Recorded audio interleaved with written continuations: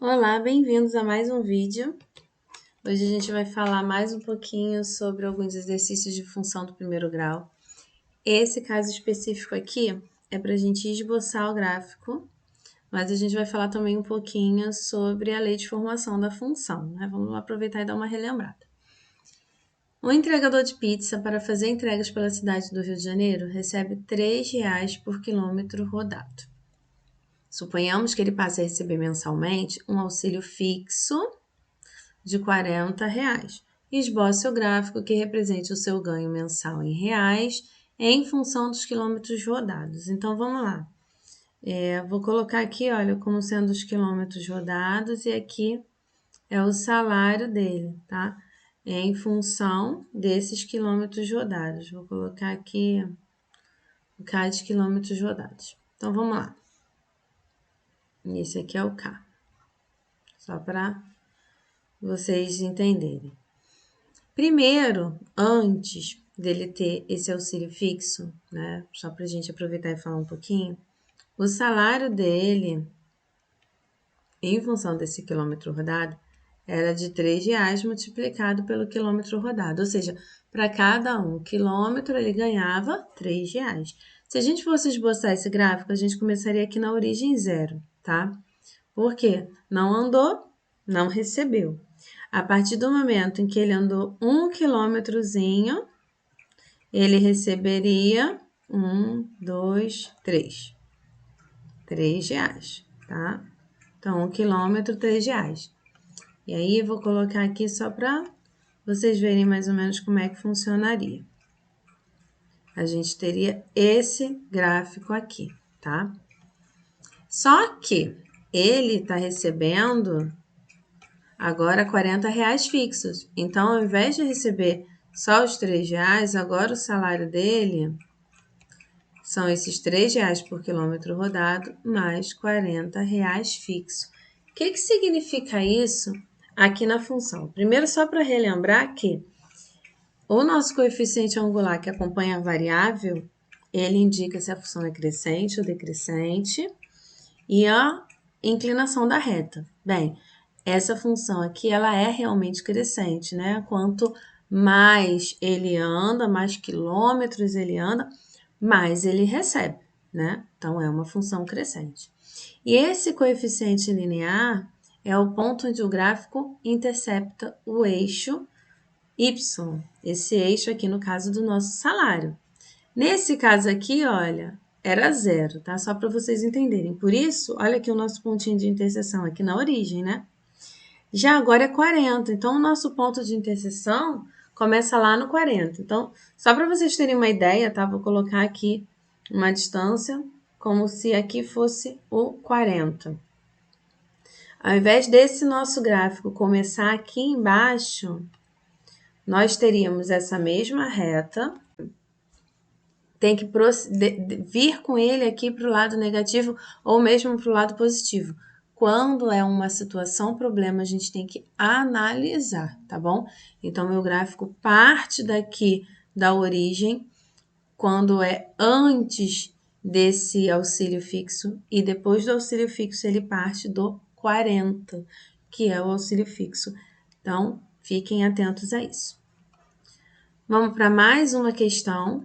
Então, nessa questão aqui, também é com relação a salário, mas aqui eu tenho que conferir, ajudar a Júlia a conferir se o salário dela tá certo ou não, porque ela tá achando que tem alguma coisa errada, mas não sabe como conferir.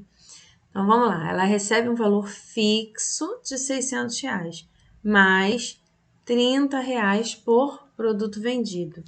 Então, a gente tem isso aqui, olha. O salário da Júlia, eu vou chamar de produto aqui, mas vocês podem usar F de X, tá? Mas assim, vou botar que o salário dela é de acordo com o produto. Ela recebe R$ 600 fixo, mais R$ 30 por produto vendido. E ela tem certeza que ela vendeu 40 produtos no mês de agosto, ou seja, S de 40 vai ser igual a 600 mais 30 vezes os 40 produtos que ela vendeu. Então, vamos lá, aqui eu tenho que resolver primeiro a multiplicação, né? Vou repetir o 600 Aqui a gente pode fazer 3 vezes 4 dá 12 e acrescentar os 2 zeros, tá? Olha isso. Ela deveria ter recebido R$ 1.800. E aqui a gente está falando do valor que ela recebeu, não independente de desconto, tá bom? Então, ela deveria ter recebido 1.800 e ela recebeu apenas 1.230. Olha a diferença, que bom que a gente conseguiu ajudar a Júlia para ela perceber que ela recebeu menos do que deveria. Então, questões assim, gente, é bem simples, tá? Ela tem aqui a quantidade de produtos que ela vendeu. O produto, né, eu chamei de P, poderia ter chamado de X. O importante é que a gente tem que substituir na lei de formação para a gente conseguir resolver. Quem tem alguma dúvida sobre lei de formação, eu tenho vídeos antigos só sobre lei de formação, dá uma olhadinha para trabalhar isso. E tá aqui. Qualquer dúvida, é só deixar nos comentários. Vamos fazer esse aqui que eu acho muito interessante, porque a gente está trabalhando lei de formação, mas geralmente a gente tem a lei de formação e constrói o gráfico. Agora a gente tem um gráfico para chegar na lei de formação. Então, vamos lá. Primeira coisa, vamos lembrar aqui, né? A gente tem f de x é igual a x mais b. Essa é a forma de uma função do primeiro grau, né? O a é o nosso coeficiente angular, que indica a inclinação da reta, como eu falei no vídeo anterior. Também indica se a função é crescente ou decrescente. Por esse gráfico aqui, eu sei que esse a é maior do que zero. A função é crescente. E o nosso b é o coeficiente linear, que é a interseção do gráfico com o eixo y. Só por aí a gente já consegue descobrir o valor de b. Eu tenho que olhar lá no y, onde o gráfico está cortando, está interceptando ele, ó, aqui no 4. Então, eu sei que o valor de b é 4. Então, por enquanto, tem isso aqui, ó. F de x é igual a x mais 4, né? Tem uma outra coisa que eu sei olhando aqui no gráfico também, que é esse menos 2 aqui que está no eixo x. Esse menos 2 significa alguma coisa. Esse menos 2 que está no menos x, que a gente chama de x igual a menos 2, é a nossa raiz, tá? E se ela é a nossa raiz, ela é calculada da seguinte forma: x é igual a menos b sobre a. Por essa fórmula, a gente consegue achar o valor de a. Porque olha aqui, eu tenho o valor de b, eu tenho o valor de x, b, x, e o que falta? A. Então, no lugar desse x, eu vou escrever menos 2. Tenho menos da fórmula, no lugar do b eu vou colocar 4. E o a aqui? Então, vamos lá, gente. Esse a que está dividindo, eu vou passar para cá multiplicando. Então, eu tenho menos 2a igual a menos 4. Esse menos 2 que está multiplicando, vou passar para lá dividindo. A igual a menos 4 dividido por menos 2. Menos com menos dá mais, 4 dividido por 2, 2. E encontrei o coeficiente angular que estava faltando para eu colocar aqui. O que eu tenho? F de x é igual a 2x mais 4. Acabou. Nossa lei de formação, a nossa função que gerou este nosso gráfico. Bem simples, né? Mentira, eu não achava tão simples assim antes de ser professora. Mas se vocês estudarem um pouquinho, prestarem atenção, vocês vão perceber que não é tão difícil assim. É só ir seguindo as definições. E por fim, uma bem rapidinho para a gente encerrar esse vídeo.